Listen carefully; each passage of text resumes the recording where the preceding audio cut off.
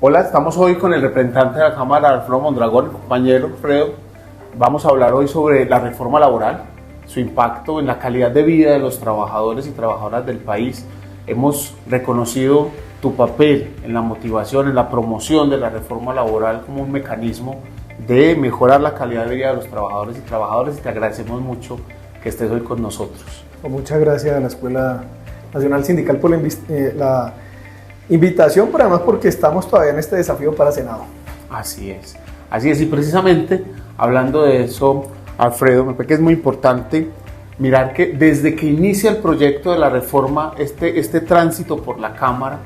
los gremios empresariales han dicho que ha sido un proyecto poco concertado, en el que poco se les ha dicho o se les ha convocado. ¿Qué podemos decir al respecto de esa posición de los gremios? Bueno, primero es que es realmente insostenible de que no hayan sido convocados o escuchados, porque lo deja así todos los registros de reuniones, comisiones o subcomisiones de concertación, reuniones de especialistas donde participaron los gremios, foros innumerables, decenas de reuniones, pero yo creo que esto va más allá de contabilizar el número de reuniones que hubo, las formales, abiertas y las cotidianas no tan formales. Y es porque la concepción de estos gremios ha estado enderezada a creer que ellos son los únicos que deben ser escuchados, de tal manera que para ellos no es importante que esta vez se haya escuchado más de 3.000 propuestas desde otras organizaciones y de personas que fueron agrupadas también en preocupaciones y que después fueron vinculadas a lo que fue el articulado. Ellos están acostumbrados a que el poder tradicional los escuche a ellos y a que el Congreso de la República termine reproduciendo lo que han venido planteando, y es que la forma para que supuestamente se genere empleo y se protejan a las empresas es precarizando el mundo del trabajo. De tal manera que me parece muy bien que en este gobierno, que en este Congreso no solamente se hayan escuchado a esos sectores gremiales y que las únicas propuestas que se reflejen en el articulado no sean tradicionalmente las que son para quitarle derechos a los trabajadores. Así que si eso es no escucharlos, pues yo celebro que no los hayan escuchado, porque siempre los han escuchado para quitarle derechos a los trabajadores. Pero en estricto orden no ha sido así. Fue un ejercicio concertado de múltiples reuniones, pero que también se tenía que escuchar a otros actores, incluso aquellos que casi siempre los han marginado. Eso es muy importante, porque además otro de los argumentos que a veces esgrimen es que precisamente la reforma laboral no promueve la generación del empleo ni la formalización, pero es un reduccionismo a nuestra manera de ver desde la Escuela Nacional Sindical, porque no deja ver cómo la reforma laboral se articula con la política de trabajo decente del gobierno o con la política de reindustrialización. Entonces, ¿tú cómo ves esa articulación y ese impacto que tiene la reforma en la generación del empleo y la formalidad? Bueno, lo que sucede es que la ideología neoliberal ha querido autodenominarse como la científica y la técnica. Y en esa lógica supuestamente científica y técnica han querido decir que si el mundo del trabajo es un mercado, entonces la fuerza laboral es una mercancía. Y lo ponen como si fuera una verdad científica. De tal manera que cuando nos llevan a ese escenario, entonces lo que dicen es que en el mercado se consumen más las mercancías que tengan un precio menor. Y si la fuerza del trabajo se considera una mercancía, entonces para que se consuma más tendríamos que llevarla al menor precio posible. Y esa sería la justificación entonces, que para que se consuma más la fuerza de trabajo y entonces se generen más empleos, la justificación sería la precarización laboral, que el eufemismo histórico de las últimas décadas ha sido llamarle flexibilización laboral. Entonces nosotros creemos que esa visión neoliberal creo que ha venido entrando en crisis y viene evidenciándose otras miradas de cómo se puede asumir un papel del fortalecimiento del empleo. Y una de esas miradas es que no es cierto que la dinámica para generar empleo sea por la vía de disminuir el precio del trabajo, sino por la vía de dinámicas, por el contrario, de fortalecer las garantías laborales, y que a través de las garantías laborales entonces se mejore posiblemente el consumo, y que esa tendencia de consumo más otros elementos de inversiones públicas, de inversiones privadas, se sumen para que se genere un ciclo, digamos, de dinámica económica que le permite generar un círculo virtuoso de la economía. Entonces lo que hay que plantear es que la visión que se está planteando en esta reforma laboral es una visión más cercana a ciertas teorías estructuralistas que plantean eso, de que si usted tiene una dinámica de fortalecimiento de la capacidad de ingreso, de consumo en la sociedad, vinculado a otros temas, como por ejemplo tasas de interés que sea menor para que pueda estimular las inversiones, si usted tiene una vocación de exportación y fortalecimiento de las dinámicas regionales, si usted tiene una protección en estas dinámicas, pues seguramente entonces va a tener un ciclo de un escenario propicio para este escenario. Así que creo yo que lo que nos estamos jugando aquí es una noción distinta a la que tradicionalmente en las últimas décadas neoliberales se impuso, de que precarizar el empleo eran los elementos de mejor competencia de las empresas para generar empleo, sostener el empleo, y nosotros estamos diciendo no, por el contrario, fortalecer las garantías para los trabajadores, mejorar su capacidad de compra y sumarlo a esto una política de fortalecimiento de la economía popular, pero también de sectores económicos, es lo que nos puede fortalecer. Así que aquí está, ojalá lo pueda evidenciar el país, lo que está aquí es dándose la posibilidad de una nueva visión de cómo fortalecer el país y su impacto en materia de empleo. Eso es muy importante lo que mencionas, compañero Alfredo, porque precisamente en esa intención de fortalecer la economía del país, la reforma laboral acoge diversas recomendaciones de la OIT, incluso de la OCDE, que van en pro de la competitividad, la productividad, el derecho, la calidad de vida de los trabajadores y trabajadoras. ¿Cómo podemos evidenciar con mayor fortaleza esos aportes que la reforma va a hacer mediante el cumplimiento de esas recomendaciones, de esos acuerdos y de esas sugerencias que hacen los organismos internacionales? Bueno, yo creo que también las dinámicas de los pueblos y de los procesos organizativos en el mundo, y particularmente en Colombia, que ha sido tan perseguido, tan vilipendiado y masacrado el movimiento sindical, el contexto internacional, precisamente en la medida que ha habido un proceso de liberalización, entre comillas, de las economías, básicamente para tratar de generar una especie de monopolios internacionales, anexar las economías de los países, como mal le han llamado, subdesarrollados, pues lo que ha llevado también una capacidad incluso internacional de coincidencias y ha permitido que convenios internacionales como el OIT, pero también los acuerdos de estas organizaciones internacionales de derechos humanos, las tensiones y las pujas y las resistencias que ha hecho el movimiento sindical internacional para que hayan unas cláusulas de protección de los derechos de asociación, de negociación, de garantías laborales en el marco de estos acuerdos de libre comercio, pues han dado a generar algunas condiciones para que el movimiento sindical y el movimiento obrero puedan seguir en la institucionalidad defendiendo sus garantías.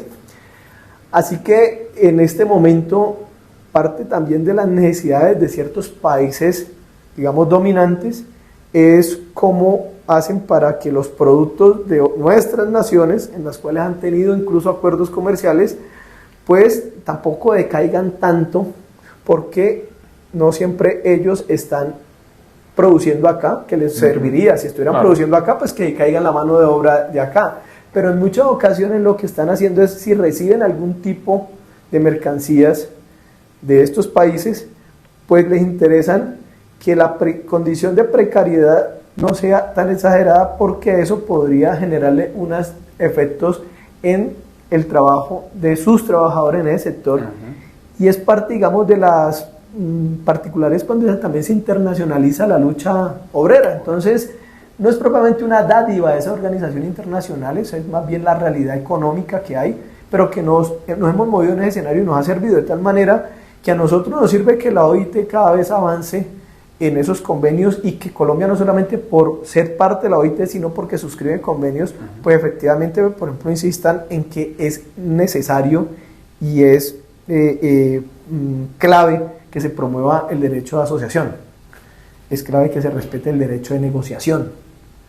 es clave demostrar que los trabajadores, cuando se asocian, no quiebran empresas, como es el discurso neoliberal, que son los trabajadores y los sindicatos los que quiebran empresas y no sus políticas de desprotección o de competitividad sobre la base de la precarización del trabajo. Es decir, cuando unos estados definen que hay una condición de libre mercado y que los elementos claves para competir es la flexibilización laboral, y como lo dije ahorita, la flexibilización laboral básicamente es la precarización de las condiciones laborales. Entonces no puede ser que su ventaja competitiva sea precarizar y precarizar y precarizar el trabajo, de tal manera que esas coincidencias que ha venido planteando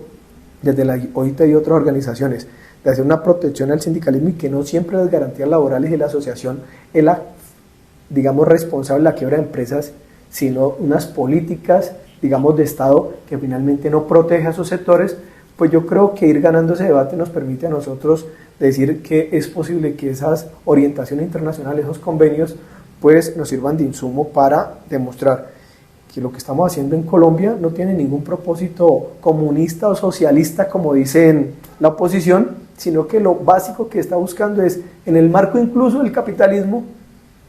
avanzar hacia la dignidad laboral, avanzar hacia las mismas condiciones de recuperación de derechos laborales, que básicamente en lo que estamos. Nosotros aquí estamos básicamente tratando de recuperar derechos que no han sido arrebatados. Recuerden ustedes, dicen que por qué seguimos hablando de Álvaro Uribe Vélez si él ya no es presidente, pero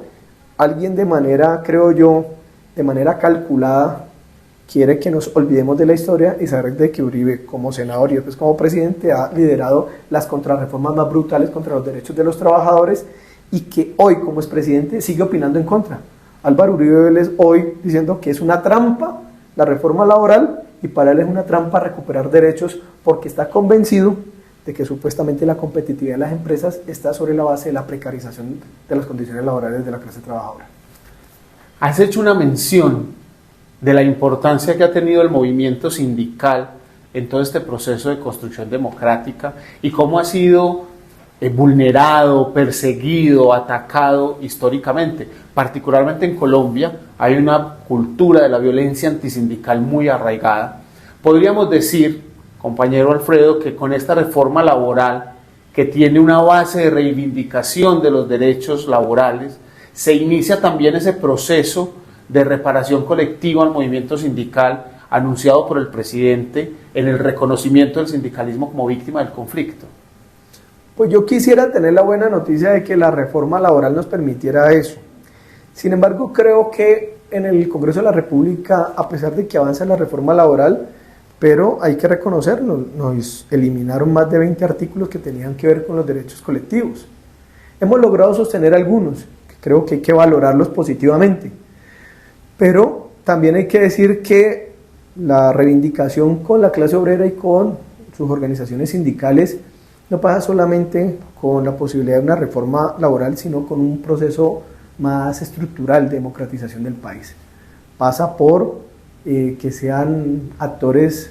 claves del rumbo del país, de las discusiones estratégicas del ordenamiento territorial del país, que sean actores claves frente a las políticas de paz, que sean claves sobre el rumbo de las medidas económicas estructurales. Yo creo que esa es la forma de resarcir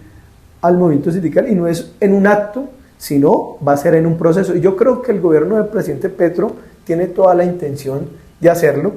pero también hay que tener en cuenta que la reforma laboral pasa por el Congreso, y el Congreso de la República tiene todavía una mayoría muy grande de sectores tradicionales que piensan con las claves anteriores, y hay que reconocerlo, hay una postura demasiado antisindical en el Congreso de la República actual, y por eso no tuvimos nosotros la correlación de fuerzas para proteger los artículos que tenían que ver con los derechos colectivos. Tenemos una ventaja, como lo decías ahora,